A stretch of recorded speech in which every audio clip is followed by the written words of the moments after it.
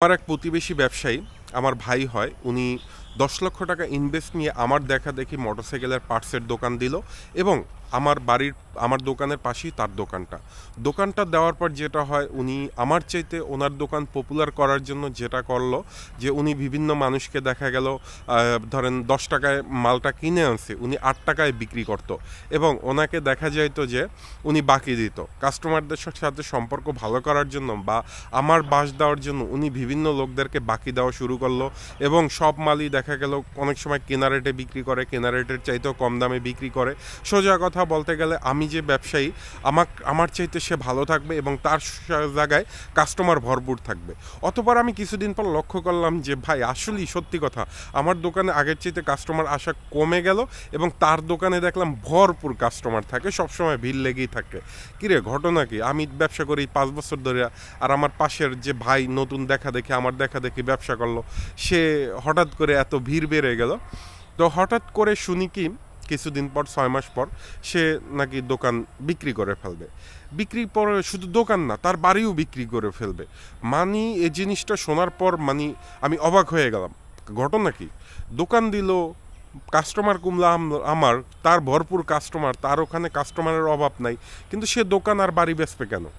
মানে পরবর্তীতে যেটা শুনলাম, তথ্যটা আপনাদের কাজে লাগবে, যারা ব্যবসায়ী ভাইরা লোন নেওয়ার জন্য পাগল হয়ে যান তাদের জন্য কাজে লাগে।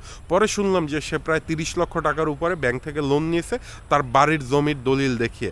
তার বাড়ির দাম আছে ৫০ থেকে ৬০ লক্ষ টাকা এবং তার দোকানেও প্রায় ৫ থেকে ৭ লাখ টাকার মালামাল ছিল।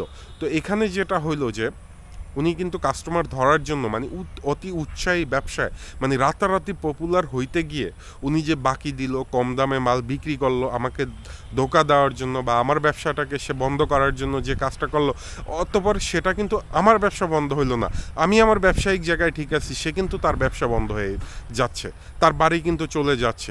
সে এ পর্যন্ত ১০ লাখ টাকা ইনভেস্ট করে আরও ৩০ লাখ টাকা পরবর্তীতে মাল উঠায় এবং আমি যে ইঞ্জিন অয়েলের ডিলার ছিলাম, এক কথায় বলতে গেলে সেই ব্যবসা ডিলারগুলো সে নিয়ে যায়। এক কথায় বলতে গেলে তার টাকার জোরের কাছে আমি থাকিনি। আমি সবসময় চিন্তা করছি যে আল্লাহ তাআলা হয়তোবা এর প্রতিদান একদিন দেবে, যেহেতু আমি অনেক পুরনো ব্যবসায়ী।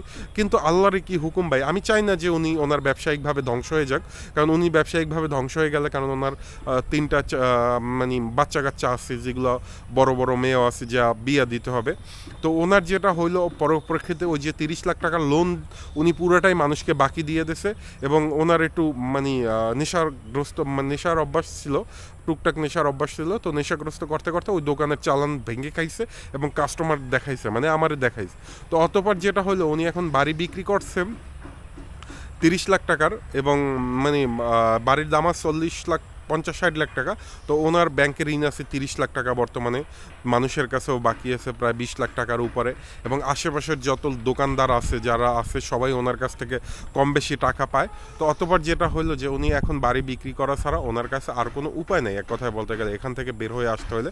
তার আপনারা এটুকু বুঝুন যে আপনি অতি উৎসাহী হয়ে লোন নিয়ে ব্যবসা যদি করেন তাহলে কিন্তু বিপদ হতে পারে। আপনার দোকানে যদি ১ কোটি টাকার মাল থাকে তাহলে আপনি ২০ লক্ষ বা ৩০ লক্ষ টাকার লোন নিতে পারেন, বা আপনার দোকানে ৫০ লাখ টাকার মাল থাকলে আপনি ২০ লাখ টাকা লোন নিতে পারেন। এছাড়া কেউ একদম নতুন উদ্যোক্তা দোকান দিয়ে লোন নেওয়ার চিন্তা করেন না ভাই। আগে কাস্টমার তৈরি করেন, আগে নিজের একটা বেশ সম্মান তৈরি করেন, তারপর আপনি লোন নেবেন। তো আশা করি আপনাদের এই ভিডিওটি কাজে লাগবে। আর যদি কোনো প্রশ্ন থাকে কমেন্ট করে অবশ্যই জানাবেন।